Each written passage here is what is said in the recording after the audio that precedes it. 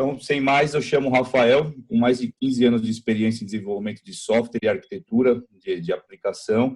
Já atuou em empresas como a Croton, IBM, o Santander, né? E atualmente ele é o Head de Arquitetura e Analytics do Hospital Sírio-Libanês para a apresentação do Hospital Data Driven. Rafael, deixo a palavra contigo.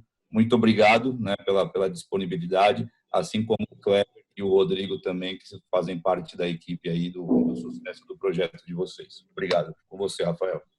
Legal, obrigado, gente. Muito boa a apresentação. Já salvei aqui o link compartilhado pelo César. Muito legal. Vou compartilhar com as pessoas que consomem dados aqui no hospital. Só para confirmação, vocês conseguem me ouvir bem? Consigo sim, Rafael, consigo sim. E, pessoal, Tá Rafael, um recadinho quem quiser pode ir colocando perguntas, nós vamos responder no final. E também tem o e-mail que a gente deixou no início, né, marketing@in1.com.br. Então, nós vamos fazer alguma coletânea no final de perguntas e respostas, mas responderemos todas, né, via e-mail ou pelo próprio chat, tá? Fiquem à disposição. Está bem legível aqui, Rafael, pode seguir. Tá bom, legal, vamos lá. Bom, compartilho com vocês os nossos contatos, né? Participam aqui conosco, além de mim, o Kleber Boldrini e o Rodrigo Fernando da Silva, que começaram essa jornada, né? Eu estou no hospital há aproximadamente 2 anos e meio, e o Kleber está há 10 anos ali no hospital, e o Rodrigo há quase 7, falando sobre dados, implantando disciplinas relacionadas a dados, aí, orientados a dados no hospital. E vou contar um pouco dessa jornada aqui, né? Então, copiando aí um pouco o César, né? Uma frase famosa também do Demi é essa daqui. Acreditamos em Deus, né? Todos os demais devem trazer dados, né? Então, é muito na linha assim, do sentimento que a gente tinha quando a gente começou essa jornada, né? Focando o time, dedicando o time a criar uma jornada data-driven dentro do hospital. Começando um pouco pela nossa organização, né? Como estamos organizados? Então, dentro da diretoria de TI, nós temos uma gerência de arquitetura e inteligência de dados, né? E dentro dessa gerência de arquitetura, a gente tem 3 times data-driven, um conceito que eu gosto de usar, que é um time de dados clínicos, um time de dados gerenciais e um time de saúde corporativa. Cada um com a sua missão, né? Então, o time de dados clínicos, a missão desse time é usar os nossos dados, os dados existentes, para a gente trazer uma melhor qualidade aí no serviço que a gente presta para o nosso paciente. Então, esse time tem um foco essencialmente no paciente. Rafael, aqui tem... Opa!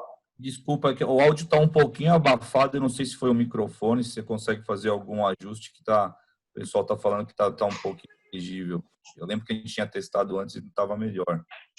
Claro, eu vou pode te atrapalhar, mas ou talvez a Camila está falando no fone e fica...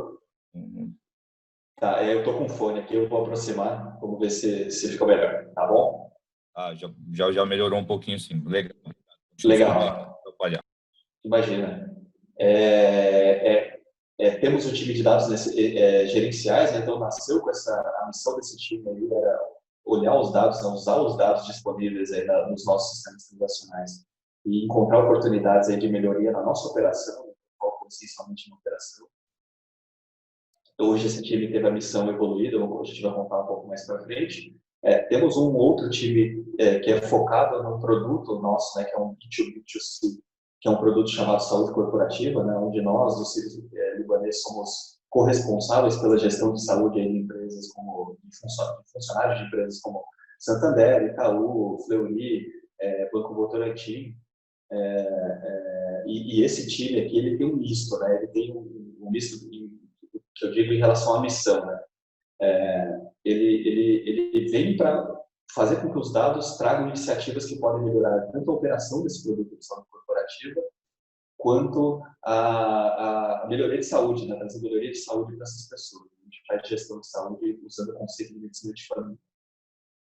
E temos um time de arquitetura aí que sustenta não só esses 3 times, mas também os outros times de produtos do hospital como um todo. Então, dentro de arquitetura, aqui a gente separa esse time em 3 frentes, né? Uma frente de Data Architecture, né? Então, vocês separaram, temos engenheiro de dados dentro do time de arquitetura. Um time de tecnologia, né? Então, temos DevOps, engenheiro de DevOps, engenheiro de Cloud e engenheiro de automação, né? A nossa parte de qualidade de aplicação está dentro desse time de tecnologia. E temos time de arquitetura de aplicação, representado pelos full stacks que fazem o papel de arquitetos de aplicação. Contando um pouco aí da arquitetura, né, do nosso data lake, como que o nosso ecossistema está distribuído. Né? Então, hoje o nosso data lake ele usa essencialmente aí, serviços da AWS e também usamos ferramentas da Qlik, né, ferramentas Qlik como ferramentas de database, né, data visualization. Falando rapidamente, né, a gente segrega aqui os nossos dados em 4 repositórios, né, em 4 buckets. Né, então, aqui na Landing Zone, a gente recebe o dado que não está anonimizado, né, ainda ou com a primeira, dependendo da característica, com a primeira versão de anonimização. Né. Usamos a Apache Airflow para fazer a ingestão desses dados, né, que buscam nos nossos sistemas transacionais e entregam para a Landing Zone. Dentro da arquitetura, a gente tem definido que a gente usa o EMR, né, o Elastic Map Reduce, para gerar a anonimização, o algoritmo de anonimização está aqui dentro do EMR, e ele é responsável por capturar esses dados aqui do bucket de Landing Zone e entregar para os demais buckets, dependendo da característica do dado, né? E esse bucket, eu acho que é importante comentar que é um bucket com acesso restrito, né? Então, só o time de arquitetura de dados tem acesso a esse dado. E o EMR, como eu falei, entrega para o bucket de RAW. Então, os buckets de RAW Stage Analytics, eles são os dados que são os buckets que contêm os dados que serão consumidos pelos data analysts ou inclusive por aplicações. Né? Então, temos representados aqui algum caso de uso, né? Onde pessoas com conhecimento, por exemplo, de geração de BI, se conhecem, essas pessoas poderiam buscar os dados diretamente aí do Redshift, né, que faz o papel aí do nosso DW, ou, inclusive, buscar os dados direto do Data Lake usando uma ferramenta que torna esses dados queryable, né, que é o Athena, que a gente utiliza. E temos também dentro da nossa infraestrutura aqui aplicações corporativas, né, desenvolvidas em Qlik, então servidores de aplicação, servidores de carga, por exemplo, que buscam dados diretamente dos nossos sistemas transacionais e se conectam também com o nosso AD para que a gente execute aí o processo de validação de identidade, né? Consequentemente, validação do dado que essa pessoa pode acessar ou não. Aqui hoje, na nossa infra on-premises, temos o View, né? E temos a nossa versão de Sense, ela já está rodando diretamente na Amazon. Né? Então, a gente usa EC2, temos um Sense, então a gente usa as duas plataformas, temos um Sense rodando na AWS. Né? E a ideia futuramente é substituir esse View, né, e converter todas as aplicações que estão em View para que a gente mantenha apenas o Sense. Tá? Tem um ponto importante, né, que o César comentou, que é formação de pessoas, né, trazer pessoas ou formar pessoas para que elas consigam ser orientadas a dados. Né? Então, essa era uma disciplina. Né? Quando a gente começou a montar essa nova área dentro da instituição, a gente entendeu na largada que não fazia sentido, o nosso objetivo não era essencialmente ter um data lake com 100% dos dados existentes aí nos nossos transacionais e existentes no negócio disponíveis. Né? Se a gente não formasse essas pessoas, se a gente não criasse desenvolvesse essas pessoas nessa dimensão, seria de pouca utilidade, né? Quando assim, a gente ter todas essas ferramentas disponíveis, né? Então, durante aí a criação dessa área, a gente desenhou um curso, né? Que, inclusive, a gente começou a ministrar recentemente, né? O que esse curso diz? A gente aprendeu aí que a gente precisaria ter 2 carreiras, né? Formar as pessoas da instituição em 2 carreiras, né? Uma carreira mais voltada para análise de negócio mesmo, né? Para uso de inteligência. Então, essas pessoas iam essencialmente se desenvolver em análise de dados usando ferramentas de BI. E tem outras áreas da instituição que a gente precisa que as pessoas tenham conhecimento de data science mesmo, né? Então, de uso de algoritmos sofisticados aí na análise de dados. Quando a gente está desenhando as 2 trilhas, né, as 2 carreiras, entendemos que tinha um ponto comum, né? Um conjunto de disciplinas que era a base para as 2 carreiras. Então, decidimos ofertar nesse ano de 2020 o módulo de Data Analytics Foundation, né? O primeiro módulo que a partir daí as pessoas se credenciam para seguir, dependendo da carreira que mais lhes convir naquele momento. Né? e aí compartilhando um pouco com vocês, né? O que é esse módulo aí de Data Analytics Foundation, né? Com a ajuda aí dos nossos cientistas de dados, dos nossos engenheiros de dados e o time que desenvolve Business Analytics, criamos aí um módulo um módulo com 7 disciplinas, né? Que vai desde lógica, por exemplo, até uma disciplina de visualização de dados, como, consequentemente, um trabalho de conclusão de curso, né? Orientado pelos executivos do hospital. Então, aqui tem um exemplo de alguns assuntos que a gente aborda em cada uma dessas disciplinas, né? E ao final, né, é um curso de aproximadamente 48 horas. Então, ao final, a gente está desenhando, né, um modelo de micropédia dentro do hospital. Ao final, essas pessoas que passarem pelos 7 módulos recebem aí um módulo de Data Analytics Foundation do Libanês. Aproveitando, vamos compartilhar alguns cases aqui com vocês, né? Como que a gente usou a plataforma, né?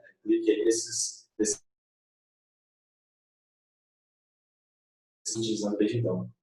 Começando aí por um case que está na moda, né, digamos assim. Então, acho que como toda instituição de saúde, a gente criou o nosso dashboard de análise COVID-oriented, COVID-driven.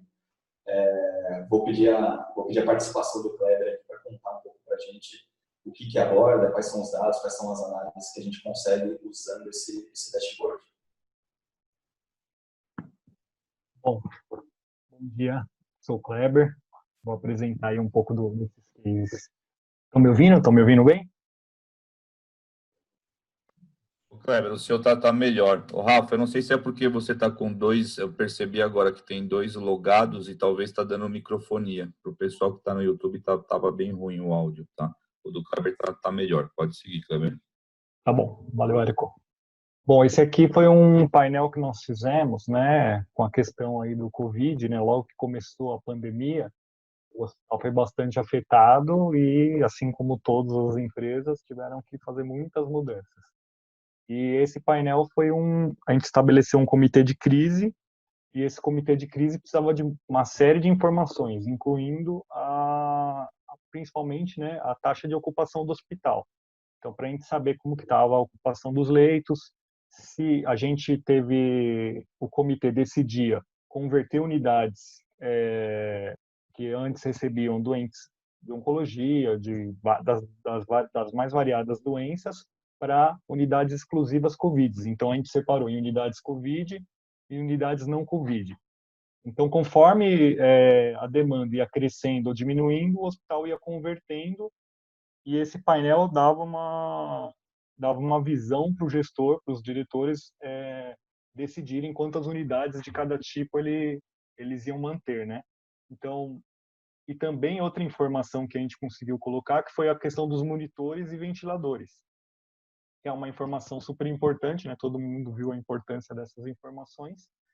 A gente discutiu, vimos que não tínhamos como a informação de exatamente onde cada monitor e ventilador estava, nós não tínhamos no sistema, então a gente conseguiu pelo menos a informação consolidada de quantos monitores tínhamos funcionando e apresentamos no painel. Então esse foi um painel que a gente fez para os diretores, fica lá direto na sala deles e também é usado no comitê de crise. Pode passar, Rafael. Bom, aqui é uma aplicação que a gente fez no QlikView, né, de custos.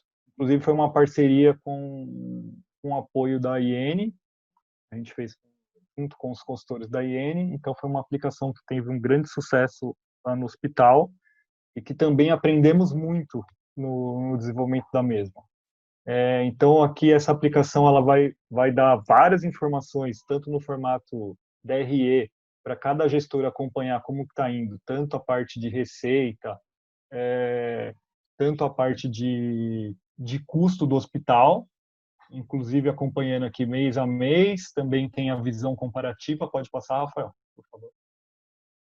Essa aqui, a visão comparativa, ele estabelece a comparação do período atual versus o período do ano anterior, e com indicadores gráficos de farol, se diminuiu, se está aumentando, se está melhor. Então, facilmente o gestor consegue aqui visualizar uma série de informações chegando até a terceira margem de contribuição, né, os custos transferidos e tudo mais. Então, é muito utilizada pelos gestores hoje em dia. E pode passar para a próxima, por favor. Aqui é uma visão mais gráfica, onde ele consegue, ver a composição e a evolução da receita, né, por tipo de receita. Então, se a receita veio de pacientes particulares, convênio de PSA, né, que a gente fala que é o PSA, é o paciente de reembolso que vem faz e depois pede um reembolso, e também tanto o assistencial, o não pagante, né, e o não pagante do Cuidando de Quem Cuida, que é o projeto que atende os próprios funcionários. E não pagante é a parte de filantropia, que é muito forte lá no Ciro. Aqui a parte de baixo também ele detalha aqui, um outro formato. Tá?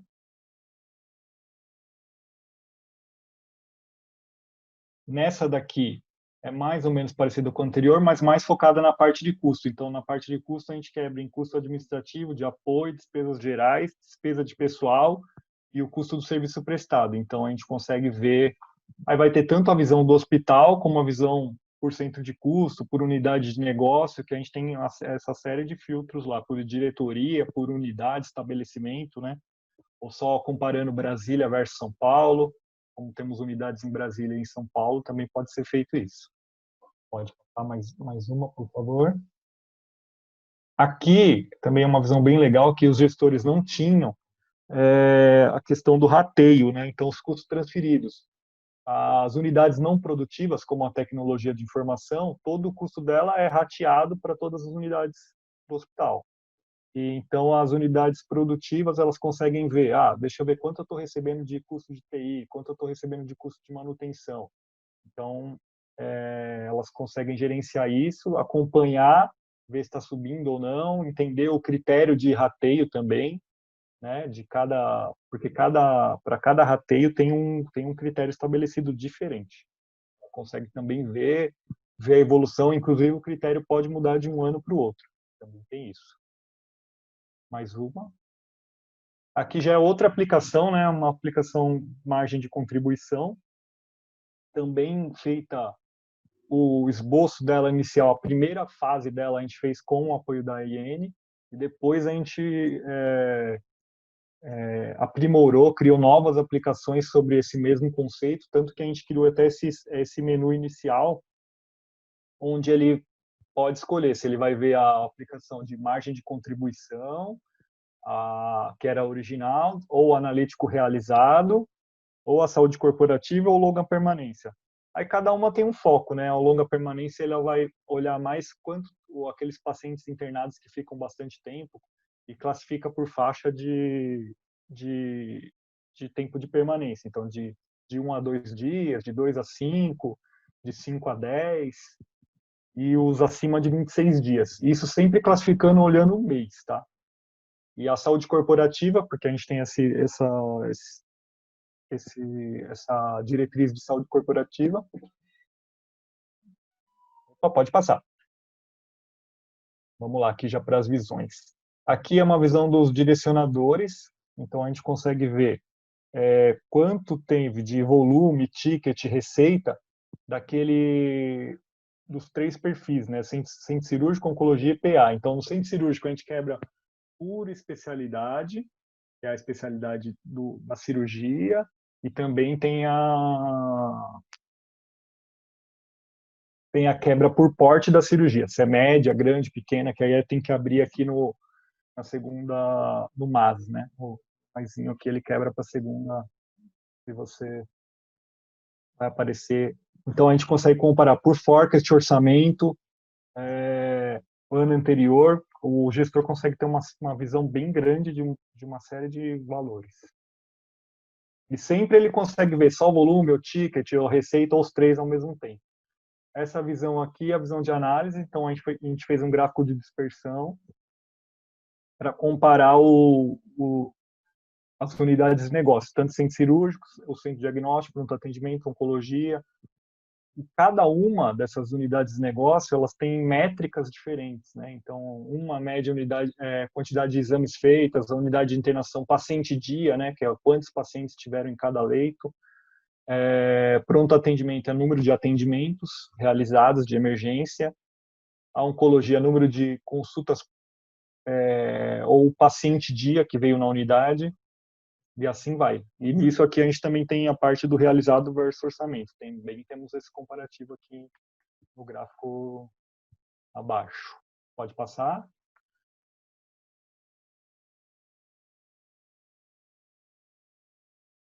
Essa daqui foi uma das mais recentes que a gente fez, que foi a gente não tínhamos essa visão, então o gestor sempre só via o que estava acontecendo. Depois a gente colocou também a visão para ele acompanhar o mês em andamento, então só até o 10, antes era sempre mensal, né? Tinha que esperar o mês. Depois a gente conseguiu colocar a visão para ele acompanhar os dias, o D-1, até todos os dias desse mês. E depois a gente implantou, junto com as nossas áreas de negócio, uma regra para um preditivo. E também a gente, então, para o mês atual, o mês que está em andamento, ele consegue pegar os dias que já foram realizados, mais o preditivo até o final do mês. E colocar nesse formato aqui que o gestor consegue acompanhar até pela cor, tanto a parte de receita, volumetria, ticket médio, e sempre se respeitando a especificidade de cada centro. Né? Vou passar. Esse aí o Rodrigo vai apresentar para vocês.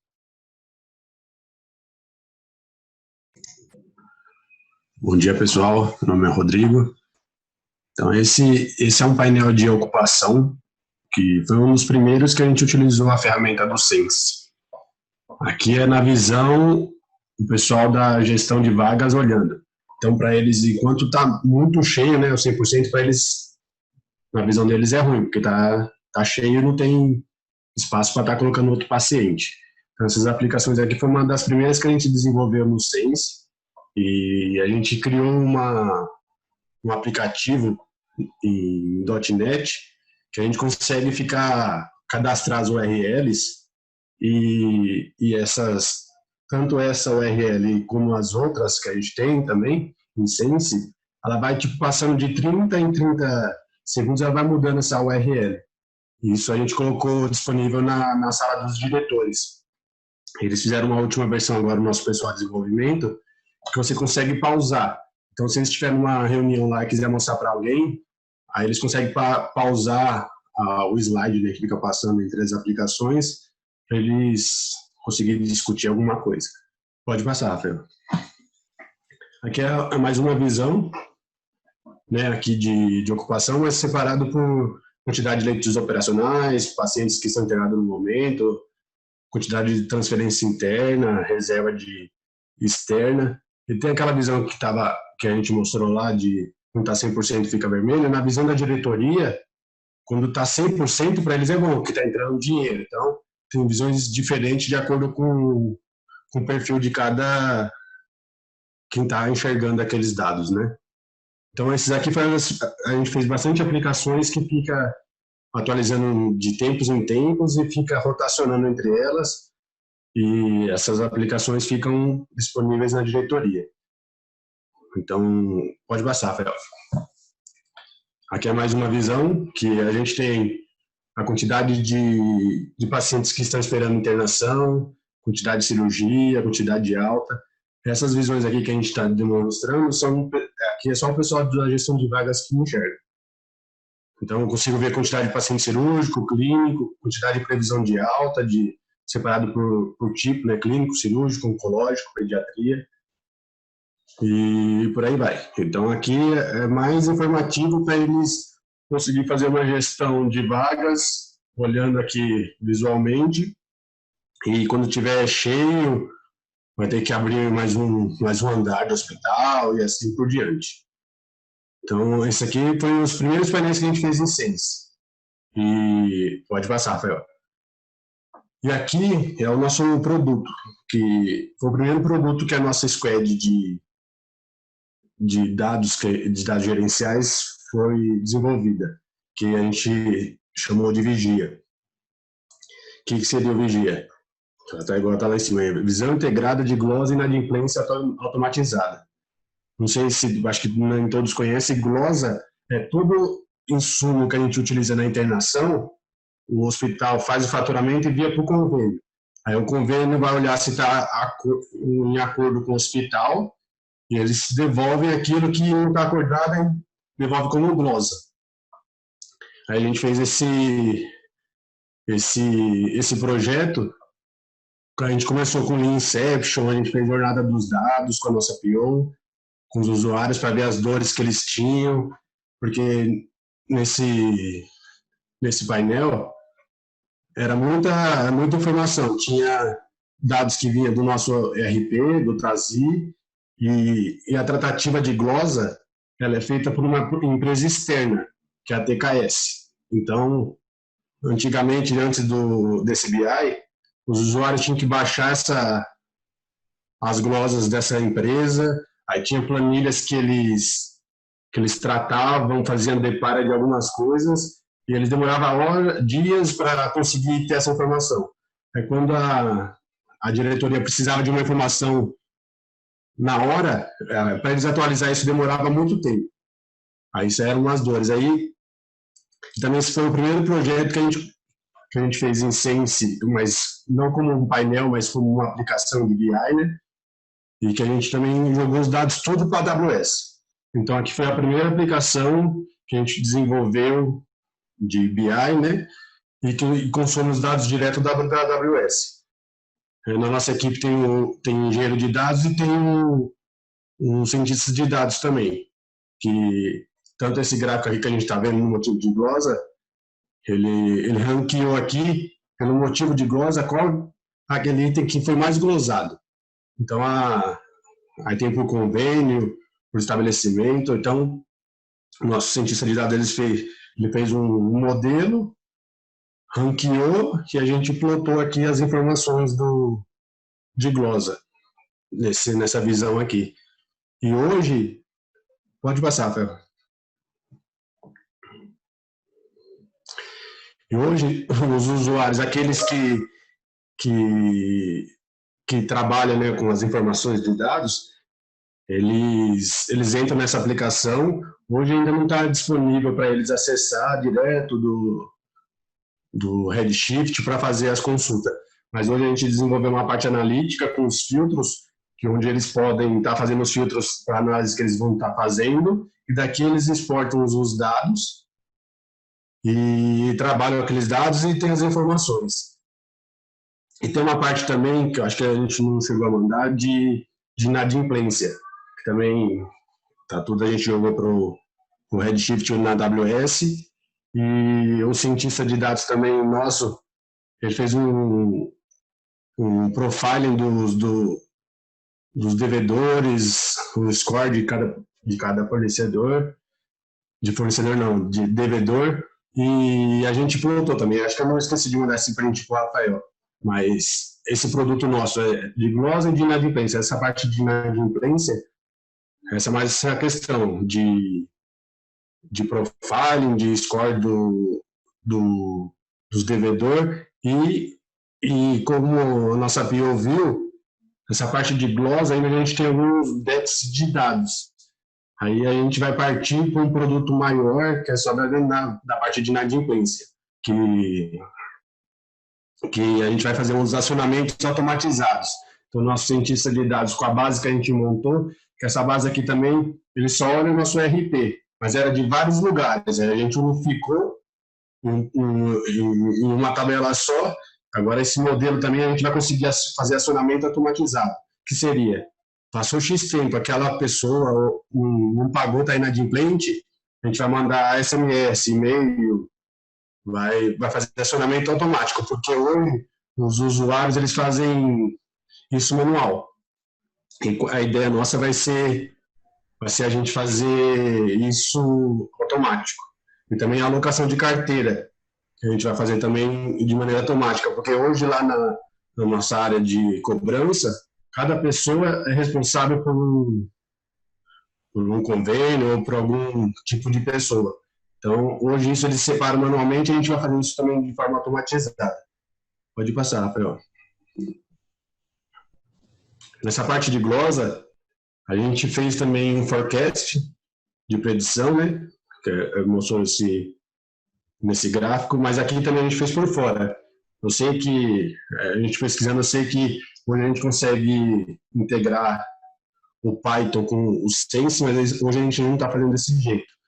O nosso cientista fez isso com o notebook à parte, né? Fez um modelo a partir dos dados que a gente tem histórico, ele projetou a glosa para os tops convênios aqui para as áreas se basear também. Que eu não cheguei a mostrar, mas na parte de inadimplência, ele separou também, ele carimbou alguns pacientes, né, aqueles que estão devendo mais, ele fez várias análises em cima dos dados, nosso cientista de dados. Aí a gente fez esse produto e acredito que agora a gente vai partir mais para a parte de inadimplência, que os dados estão mais purificados, mais limpos e a gente está com bastante ideia agora de partir para outras coisas, essa parte de cientista de dados também. Eu acho que, na minha parte, acho que é isso. Essa ferramenta, só confirmando, melhorou o som, pessoal? Estava conversando com a Camila aqui, parece que o som estava meio ruim, né? Quando eu estava no... Excelente, Rafael, agora tá bem claro. Tá bom, então dei um jeito aqui. Então, essa ferramenta ela é super representativa, principalmente para a nossa operação, né? Primeiro, voltando aqui, né, um pouquinho, não sei se a gente pôde, se vocês puderam perceber.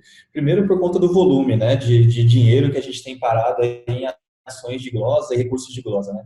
E segundo, que a gente dá um direcionamento para o time que recursa a glosa, né, em relação aos pontos que eles devem atacar, né? A gente, como o Rodrigo comentou, né, cada internação, cada procedimento que acontece aqui dentro, ele pode gerar um movimento de glosa.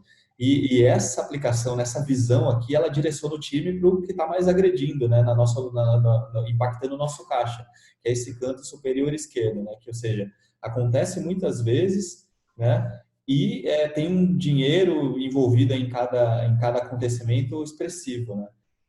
E aqui a gente pode filtrar por convênio, enfim, dar todo o direcionamento, digamos assim, para a nossa operação, né. Foi o último grande case que a gente entregou, né, usando o Click.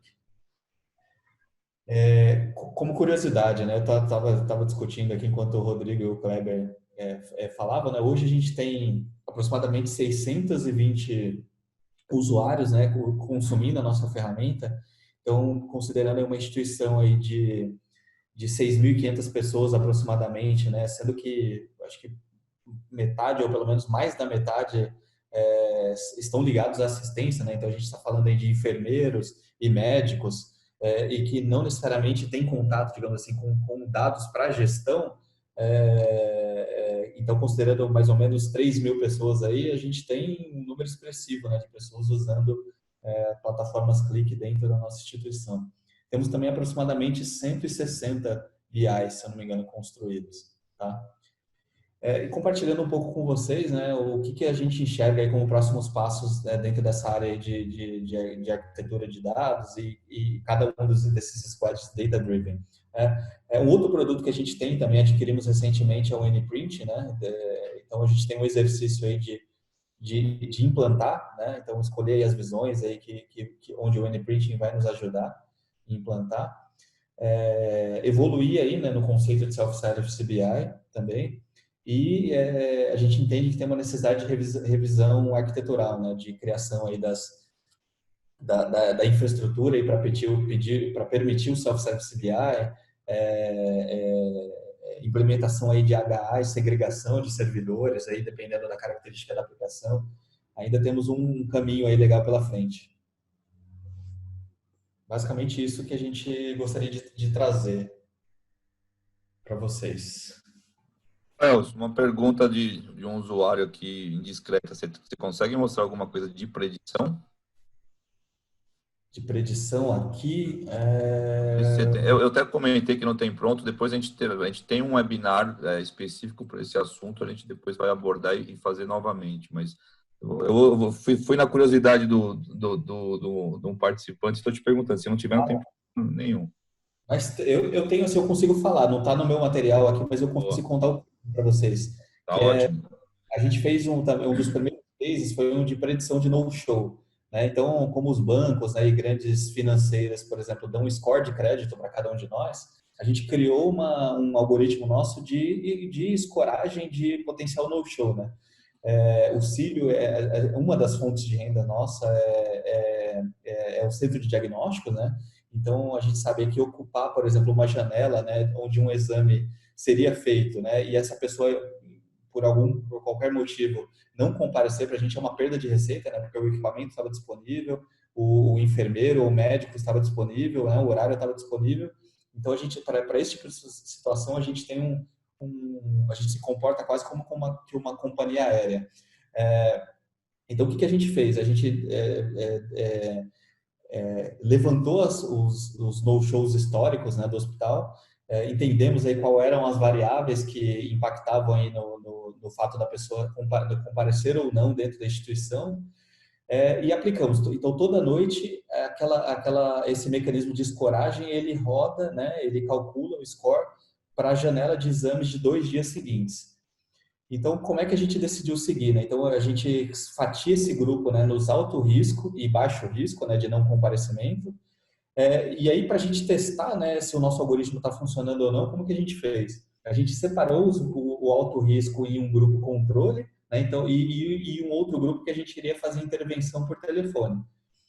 E o que a gente conseguiu chegar de resultado aí é que 20%, né, desse grupo de alto risco, 20% dessas pessoas que eu fiz a ativação por telefone, eu consegui diminuir, né, esse não comparecimento dessas pessoas. Ou seja, o nosso algoritmo de predição de no-show, ele realmente funcionou, né? Então, agora isso traz vários ganhos, né? Não só essa diminuição, digamos assim, de não comparecimento, mas também permite que os nossos telefonistas, né, que são quem fazem o engajamento aí com o paciente, eles consigam focar no ligar para menos pessoas e atingir um maior grupo de potenciais no-show, né?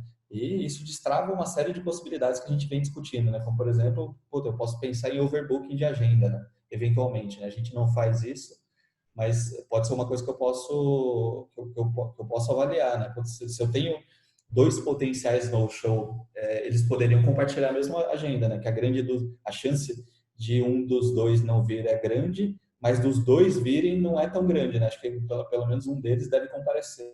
E a gente conseguiria otimizar a nossa agenda, né? Perfeito, perfeito. Tem mais algum ponto, Fábio? Nosso não. Não sei se a Camila sugeriu, acho que a primeira fase ficou ruim, né? Quando eu estava falando, né? O áudio não ficou tão bom. Então, não, se alguém tiver, eu consegui acompanhar, né? Tava um pouquinho abafado, mas deu para acompanhar com tranquilo mensagem. Se alguém tiver alguma dúvida, quiser reforçar algum ponto para ficar mais claro, fiquem à vontade, pessoal. Só escrever aqui que eu repasso. Isso aí. Voltando para o começo aqui da apresentação, se alguém tiver algum ponto, fique à vontade, que estou aqui para responder essas dúvidas. Legal, Rafael. Excelente apresentação. O Kleber e o Rodrigo também enriquecendo com os painéis. É sempre algo que a gente tenta, né, pedir quando um cliente vai apresentar um case, né, tentar mostrar, porque ouvir sempre é muito bom, mas aí fica aquele gostinho, né, eu queria ver como é, enfim. A gente entende que tem as limitações, às vezes o sigilo dos dados, mas vocês conseguiram, acho que de maneira brilhante, né, mostrar todo o trabalho que vocês vêm fazendo, né, como foi estruturado, né, porque as coisas não acontecem ao acaso, e mostrar os painéis, eu acho que foi fantástico, como experiência para todos, né. Já teve bastante perguntas, aqui eu respondi já praticamente todas. Eu vou fazer 2 perguntas, uma para o César e uma outra para o Rafael, tá? E aí, pessoal, quem quiser, fica à vontade, a gente tem ainda uns 15 minutinhos aqui para fazer um bate-papo, tá?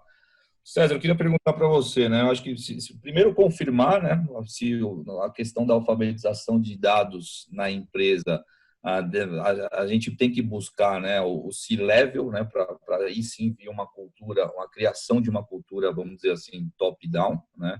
E quanto tempo você acredita, né, uma empresa, uma vez disposta a seguir o programa da Click, consegue obter resultados, né, ali no projeto? Lógico que tangibilizar os resultados nem sempre é de uma maneira simples, mas um pouquinho da sua experiência, né? Qual que é o ciclo de uma alfabetização de dados numa empresa, enfim, de médio porte, ou algum comentário que você possa fazer que enriqueça e dê um caminho para quem está buscando isso.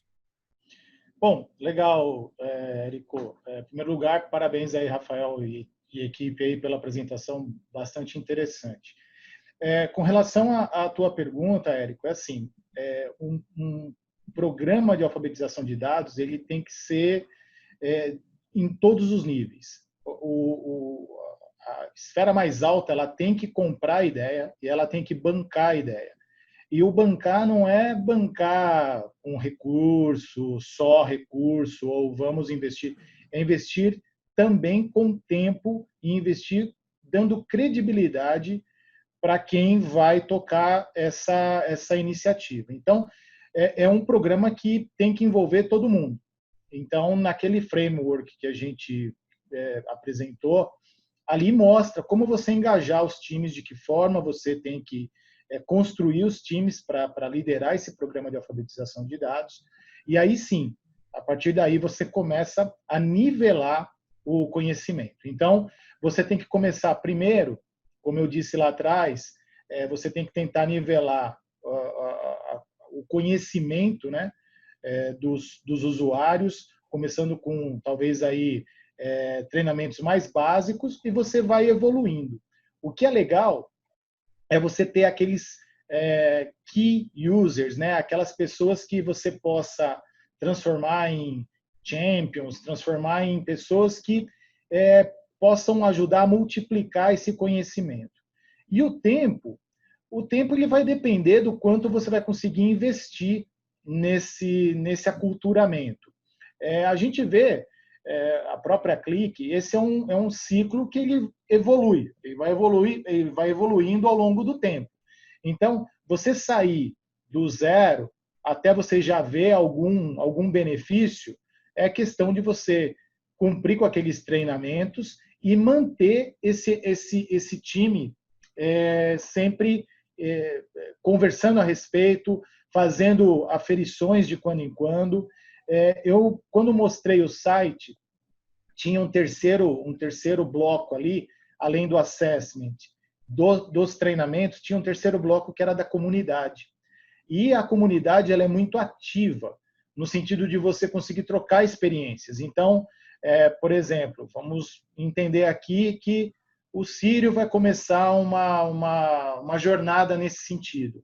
Eles podem, através lá da comunidade, trocar ideias com outros clientes de como fizeram, que tipo de experiência que funcionou, que material que suportou essa jornada e que foi legal, problemas que tiveram, soluções criativas que encontraram. Então, assim, eu acho que o grande ponto é o start. A gente tem percebido nas empresas que conseguem começar e dão tração, muito rápido, porque o próprio usuário, o próprio cara que está na ponta, ele começa a ficar cada vez mais interessado em aprender mais. E ele vê que o trabalho dele começa a fluir de maneira melhor, porque ele começa a entender melhor os dados que estão na mão dele, ele começa a questionar melhor. Então, é aquele ciclo do bem, né? O cara estuda mais porque aquilo lá está sendo mais legal para ele, está sendo mais legal para ele, ele vai buscar mais informações. Então, é uma coisa que vai evoluindo. E a gente percebe que é nítido. E nessa pesquisa que a Click fez, e eu acabei não mostrando o slide, mas até o valor das empresas muda em termos de capital mesmo, não só capital intelectual, mas em termos de valor de mercado com pessoas que possuem esse tipo de conhecimento. Então, é uma situação que tem que envolver a empresa como um todo. Isso aí tem que ser uma jornada e é muito importante que a gente tenha o suporte do C-Level. É muito importante que ele abrace a causa para mostrar para toda empresa o quanto é importante a alfabetização de dados. Perfeito, César. Era esse ponto que eu acho que é fundamental, né? O C-Level abraçar a causa e sim atingir para atingir todos os níveis de maneira, né, bem mais eficiente. Rafael, tenho algumas perguntas aqui para o Círio. Uma delas é como que vocês pensaram a relação de estruturas para o Self-Service BI, né? Eu sei que vocês estão num momento aí de começando a pensar nisso. Acho que seria legal você poder comentar aí os próximos passos, enfim, como que vocês estão pensando o Self-Service. Pergunta do Luciano Machado. Ah, legal. É uma boa pergunta. Acho que tem bastante gente querendo implantar nesse conceito, né? Basicamente hoje, né, quando a gente fala de Self-Service BI, acho que o conceito por trás dele primeiro a gente, como eu comentei, né, a gente formar e desenvolver, e até o César abordou isso, né, a gente desenvolver o raciocínio data-driven, né, nas pessoas que estão montando. Acho que não é uma questão simplesmente de implantar uma ferramenta e falar, ó, putz, agora podem se virar, né? Mas acho que tem um trabalho de fundação que é anterior a isso, né? Então, acho que uma das vertentes é a educação, né? Treinamento. Uma outra vertente é a democratização do dado mesmo, né? Então, basicamente o que a gente desenhou relacionado à democratização e governança é permitir que a gente tenha, primeiro, um gestor de identidade, né, um Identity Manager, que é o nosso ADFS, e que responda também pelo acesso que essas pessoas têm em relação ao nosso catálogo de dados, né?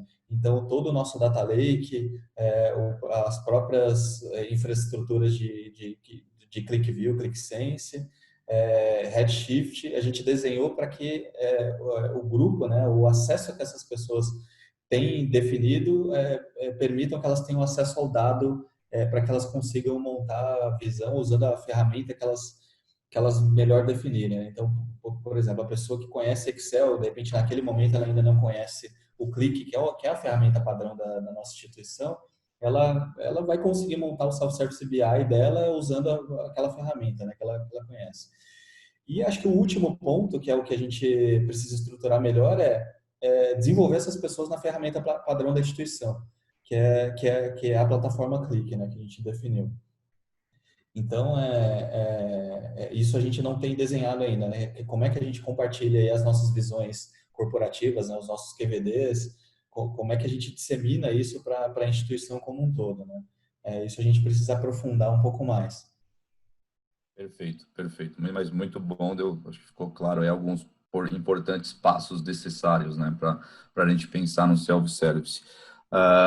É fundamental, né? Nós estamos pensando em ponderar da liberdade para o usuário e eu acho que os dois assuntos se confrontam, né? Aí a alfabetização de dados torna-se fundamental, né? Eu entrego o serviço para o usuário, mas será que ele está extraindo o valor correto ou até mesmo o melhor valor, né? E aí vem de confronto com a alfabetização de dados. César, quer enriquecer algum ponto em questão do self-service com alfabetização de dados?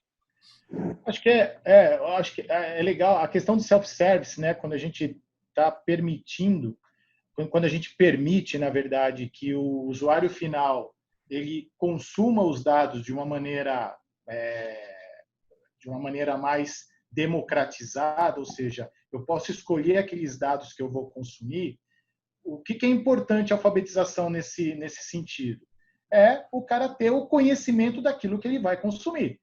Então, não adianta eu ter um buffet enorme de dados para o cara se o cara não sabe como usar, de que forma usar, como foi disponibilizada aquela informação para ele. Então, eu acho que as coisas elas têm uma relação muito grande mesmo. A alfabetização preparando a pessoa, passando conhecimento para a pessoa, e, por outro lado, a partir do momento em que a empresa disponibiliza o self-service, essa pessoa ter conhecimento daquilo que ela vai consumir.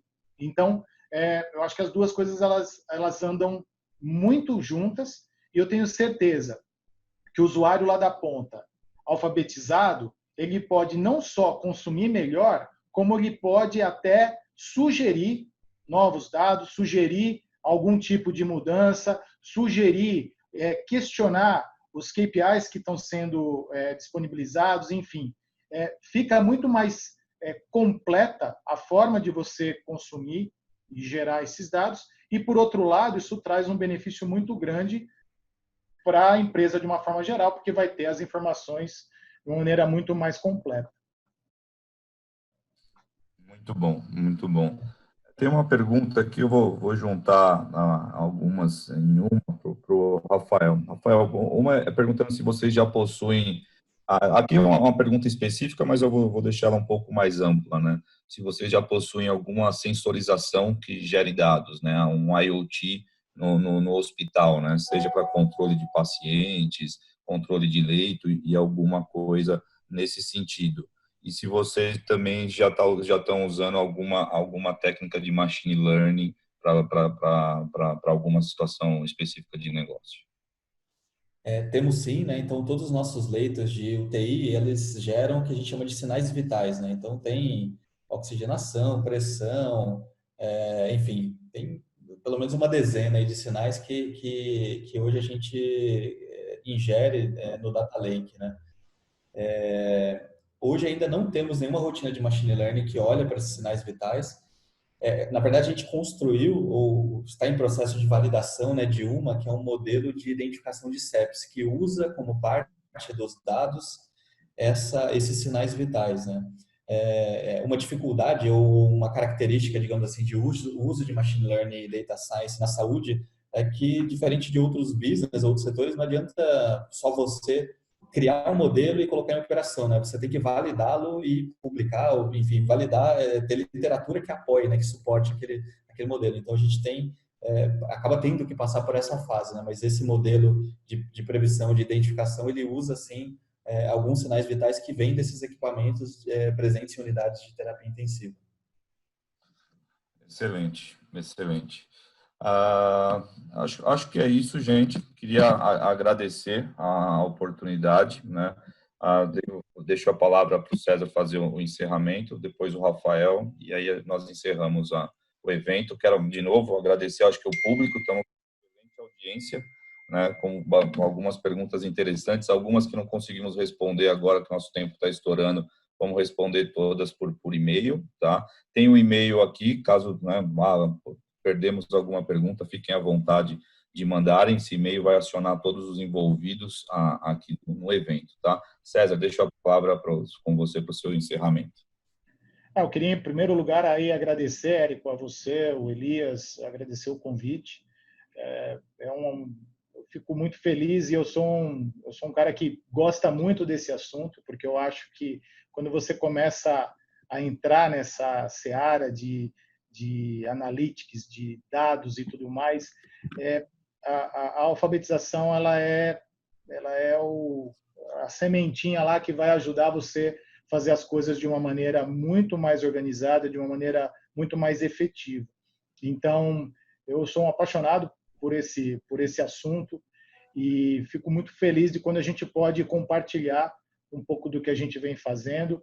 A Click, ela tem essa preocupação, então ela realmente decidiu encabeçar um programa mundial para alfabetizar as pessoas. Então, a gente vê tanta gente que pode se capacitar através desses treinamentos que são online, treinamentos que são gratuitos. Nós colocamos essa plataforma no Todos por Todos, que é um programa do governo federal que, durante a época da pandemia, durante a época do Covid, solicitou que as empresas colocassem recursos para que as pessoas que estivessem em casa pudessem se capacitar, pudessem aprender. Então, a gente colocou a nossa plataforma também à disposição.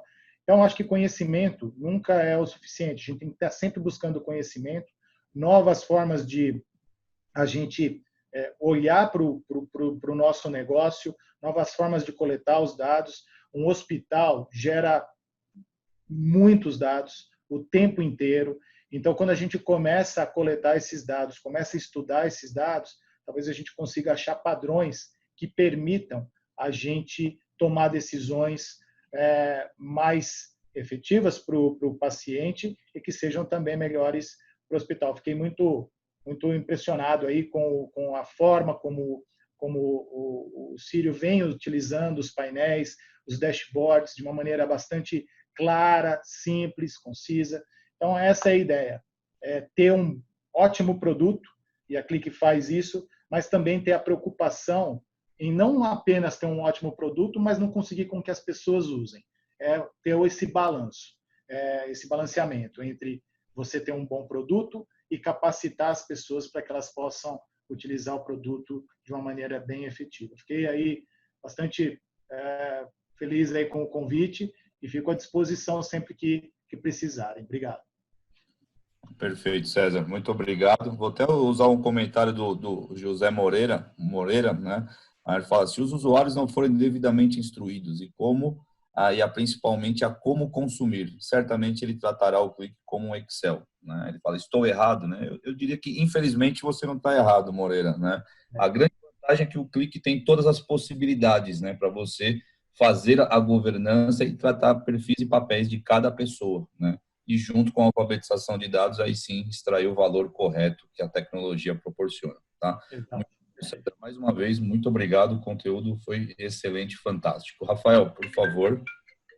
Legal, esse é um assunto que a gente poderia passar semanas aqui falando só sobre umas vertentes, né? Só sobre data literacy, né? Por exemplo. Exato, tá difícil de encerrar aqui, vontade de contar mais, mas é o horário. Exatamente. Boa, Rafael. Me tornei um entusiasta, né? Então, na minha carreira inteira, eu olhei para arquitetura de aplicação, infraestrutura. Recentemente, tive essa oportunidade de desenvolver a área de dados do Sírio-Libanês e foi contaminado mesmo. É um assunto super rico e quando você enxerga as possibilidades, né, que o dado te dá, é fácil ficar sem dormir, né? E super interessado. Obrigado também ao Grupo IN primeiro por tê-los como parceiro, né? A gente tem uma jornada aí, como a gente comentou, né, de 10 anos aproximadamente juntos. E pela oportunidade de falar sobre isso. Como eu disse, sobre um assunto que eu adoro conversar. E de verdade, reforçando assim, para as pessoas que quiserem nos acessar, fiquem à vontade. A gente adora conversar sobre isso e trocar experiência com outras pessoas.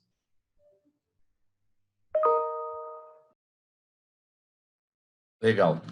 Eu queria agradecer mais uma vez, né, a toda a organização que envolveu todas as áreas da IN, o marketing com Bruno, a Camila, a Fernanda, vendas indiretas com o Cleiton e o Elias, o César, todo mundo. E aí os apresentadores, né, que sem dúvida eu acho que foi um evento que um completava o outro, né, e eu acho que todo mundo saiu aqui com uma mensagem muito interessante para os próximos passos para o seu projeto de dados, né, ou analytics, como podemos dizer. Então, César, muito obrigado. Quero agradecer você e a Clique pela participação e apoio. Rafael, César e Rodrigo, muito obrigado. Foi fantástico a apresentação do case. Diria que foi uma das melhores apresentações de cases que eu já vi até hoje.